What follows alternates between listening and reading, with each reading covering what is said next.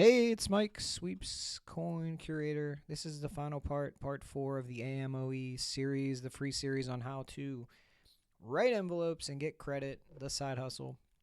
Check me out over at youtube.com/@SCCurator. Like and subscribe the video. Like and subscribe to the channel, sorry. Go to beacons.ai/free sweeps coins. You can check out the comprehensive list of the different sweeps casinos here. We've got them A through Z, updated consistently. So there you go.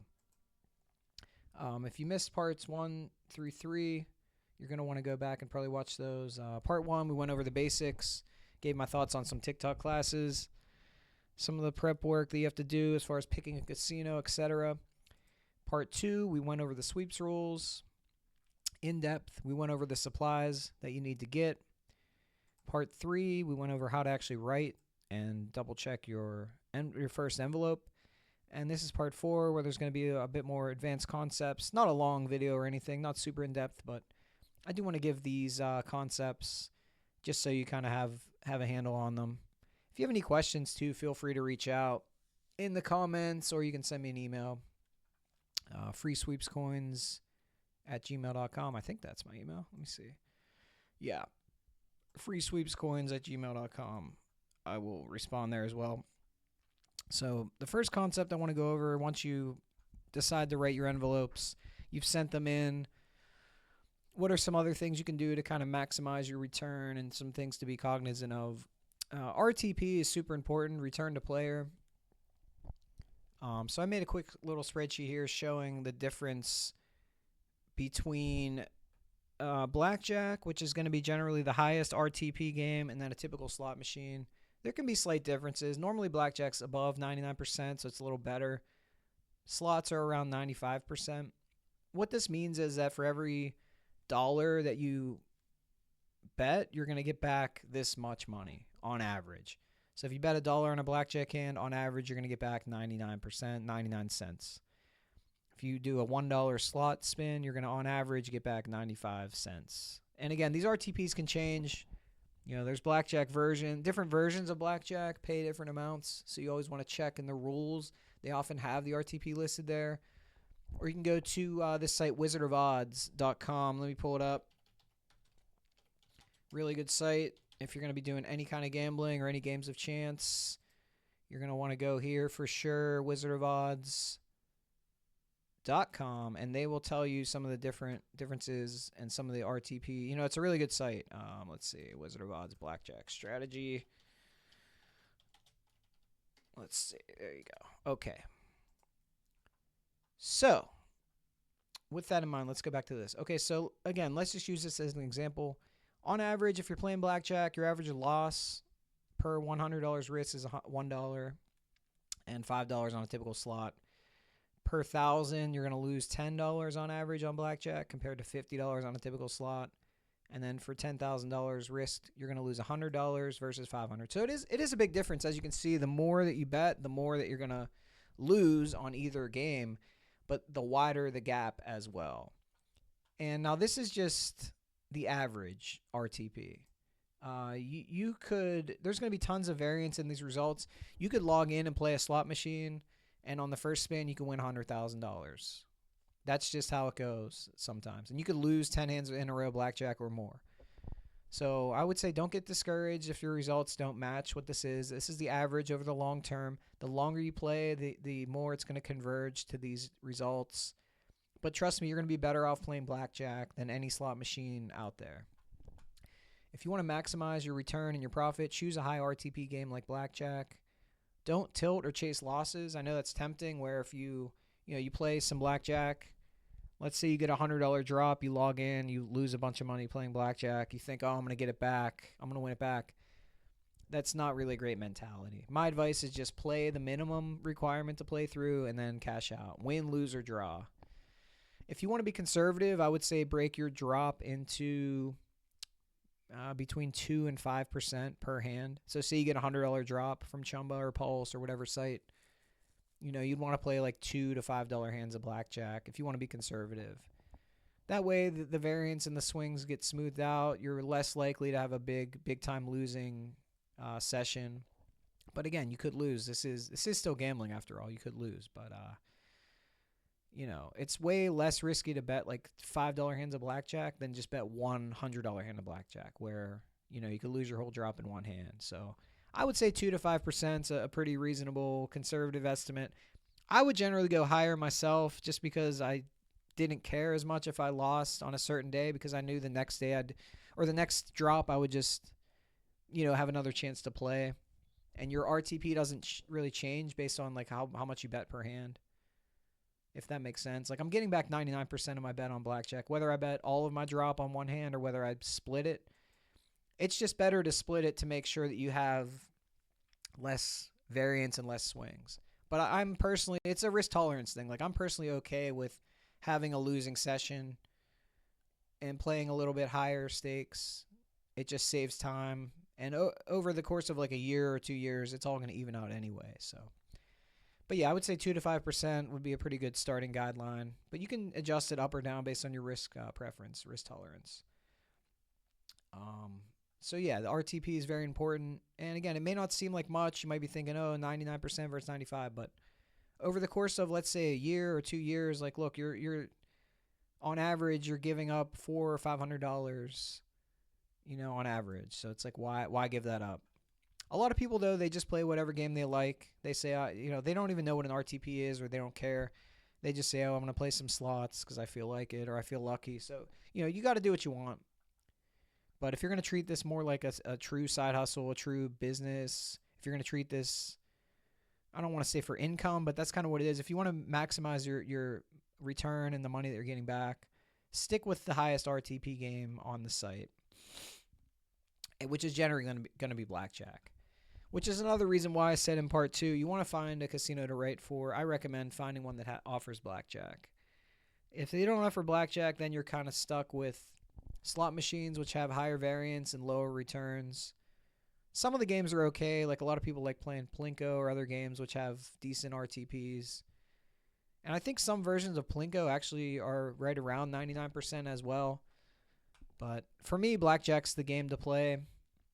Once you get the hang of it, it's pretty straightforward, pretty easy game to play. I enjoy playing it as well, but again, at Wizard of Odds, you can look up the blackjack basic strategy, which you always want to follow, because any deviation from this is going to hurt your return. So if you just go into a blackjack, if you don't know how to play blackjack, by the way, I get it. You just follow this chart. I know it might look confusing at first, but you want to find the rules of the game that you're playing, which are listed on the site.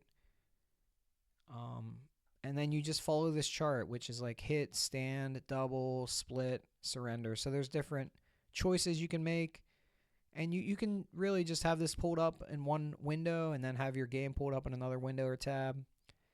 It's fairly straightforward, honestly. It's not a hard game to learn.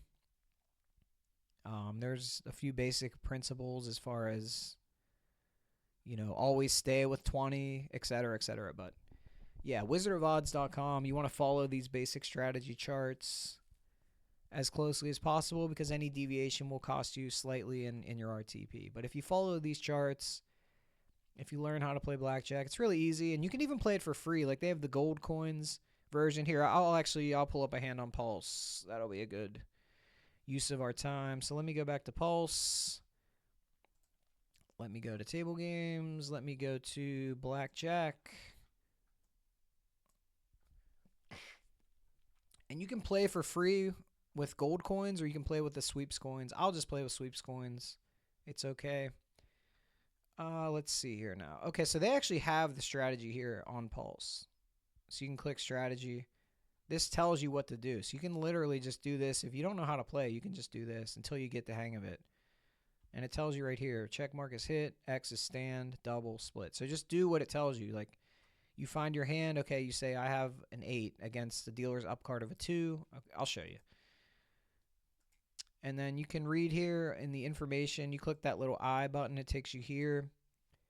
And you can read this if you don't know how to play blackjack. This gives you the rules of the game, et cetera, et cetera. And this will tell you as far as like the rules summary. So it has 8 decks, Dealer stands on soft 17. So that's important for the strategy because look, it says here stand on soft 17 versus hit.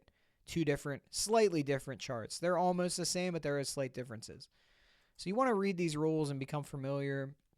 And look, it even tells you here the theoretical RTP of this game is 99.51%. So in reality, this should be 99.51%, which rounds up obviously to 100%, which isn't right. But, you know, this would actually be not one full dollar. This would be 99.51, so 0.49. So this would be 49 cents, if that makes sense. But yeah, it's actually better than I advertise it as. So stick with blackjack, read the rules, and let's play a quick hand to show you what's going on. So you pick new spin. Let's just assume my drop was this. $4.62 was my drop, which would never happen because each drop's at least $5, but whatever. So you might want to take your drop. Let's say 4.62. Let's say your drop was 462 divided by 20 hands.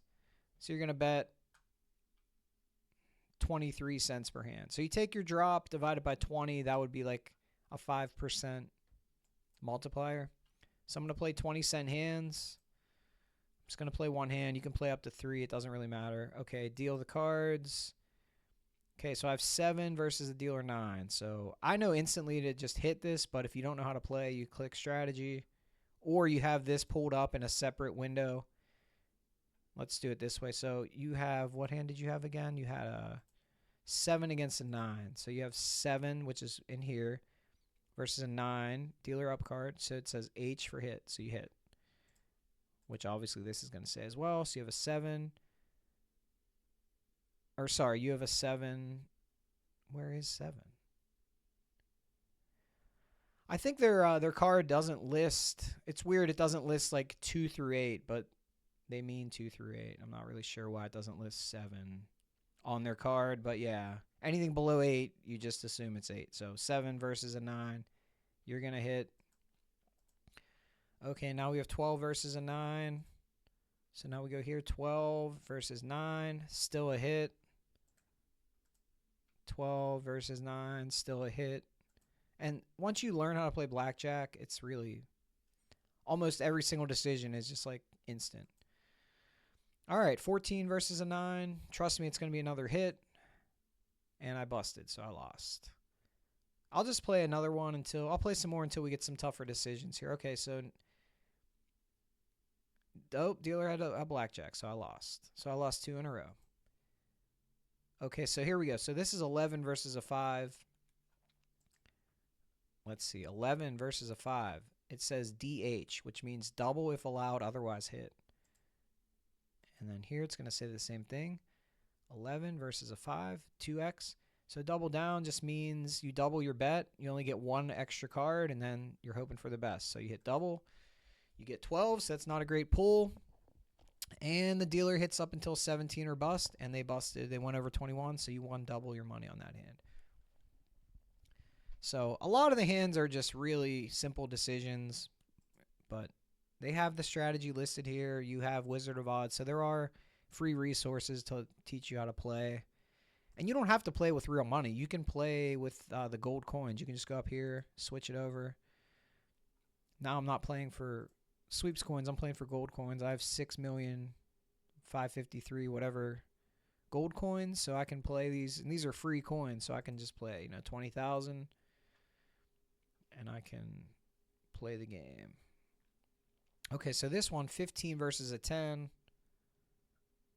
This says to hit. And as you can see here, 15 versus a 10. It doesn't say hit. It says RH.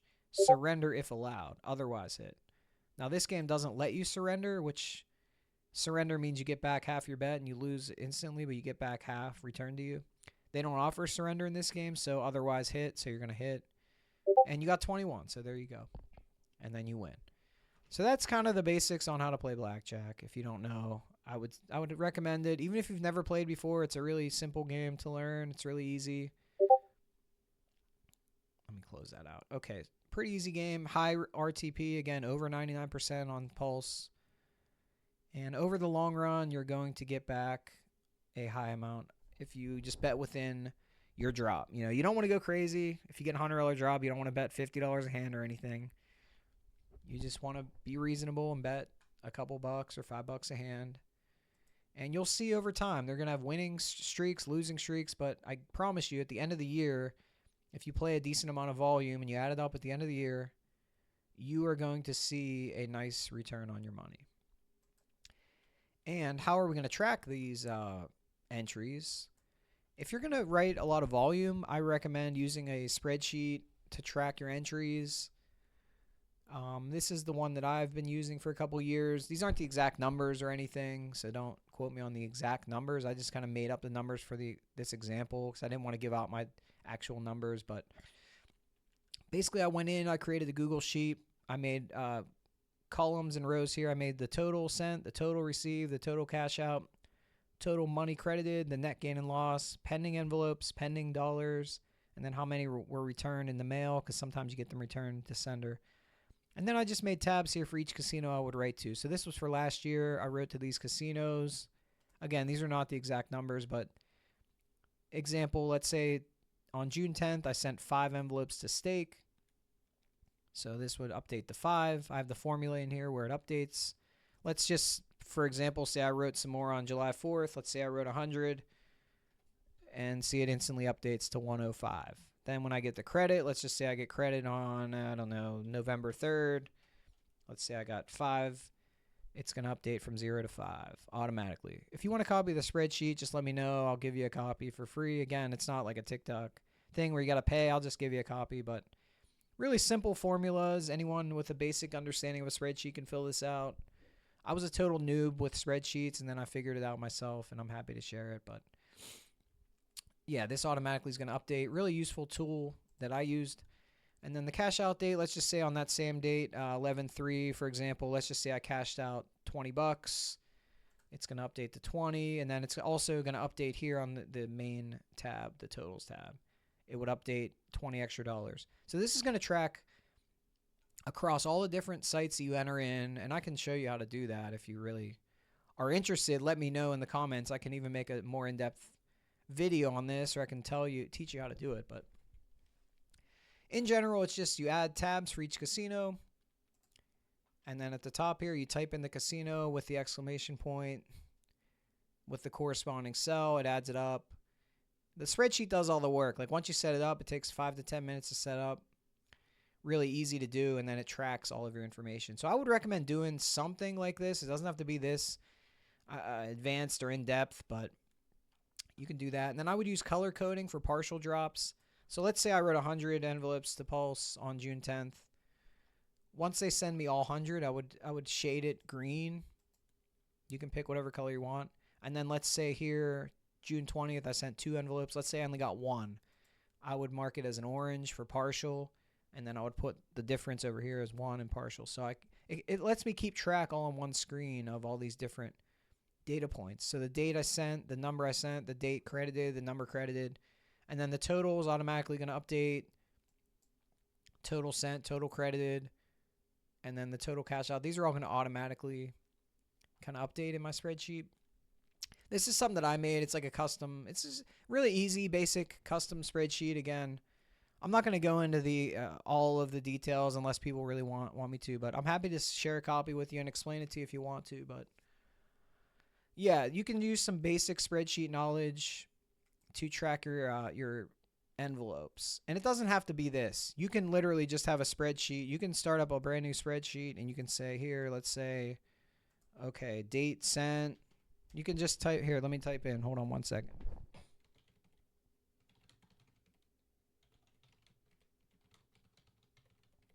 You can literally just type that in and then just say, okay, I wrote to Pulse on, what's today, the 28th of January, and then you can say you sent 10, and then you can say, then, let's assume you get your drop in 8 months, so 9/28, you get a drop.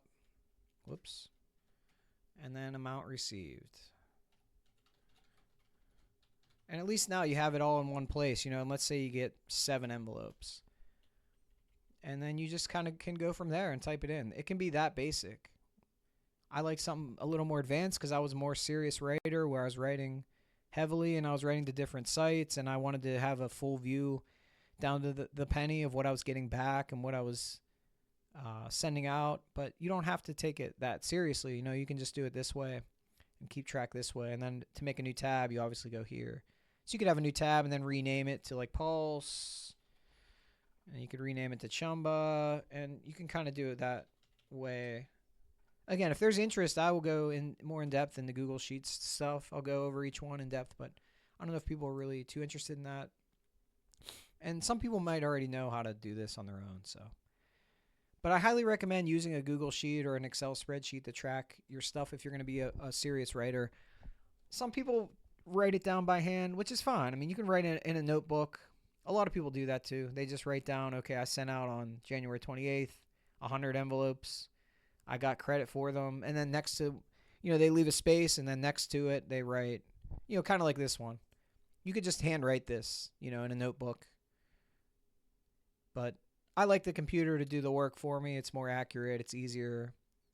You have the ability to update things and change things on the fly. But I would recommend keeping track of when you sent your envelopes and when you received them for a lot of reasons. I mean, number one, you always want to know what you have out there. It's just good to know like which sites are paying, which ones aren't crediting, which ones are paying fast, which ones aren't, for your own information. And then as far as just your own record keeping, tax purposes, etc., it's always good. It's always good to know where you're at with the envelopes. And so that's one of the tools that I use. I use a Google Sheet. Keeps track of different tabs and different information. Again, for the final time, I'm happy to share this. Just let me know. Send you a copy. You can customize it for yourself, free of charge. Don't even worry about that. And so those are some of the things I wanted to let you know about. RTP. Stick with Blackjack, in my opinion. Best RTP out there. And use a spreadsheet or use a handwritten guide to track your envelopes. Those are some of the more, I guess, advanced techniques, if you want to say. But yeah, so that would be the end of the class, I guess. Class dismissed, right? Now you send me $10,000. No, I'm kidding. No, that's it. I mean, it's really kind of straightforward. I wanted to break it into smaller videos just because I didn't want to make a video that's like an hour or longer. I feel like people would not engage as well. I think, the shorter videos are more suitable for 2025, where no one has a time span that goes past like 10 seconds nowadays. I get it, but yeah, feel free to share these videos, like and subscribe over at the YouTube channel. If you have any questions at all, again, post a comment, reach out. I will get in touch with you, and I guess that's it. Class dismissed. Get out there and write those envelopes, get them sent in, and then let me know how your drops go when they finally come. And I'll be checking the comments. All right, good luck out there. We'll see you.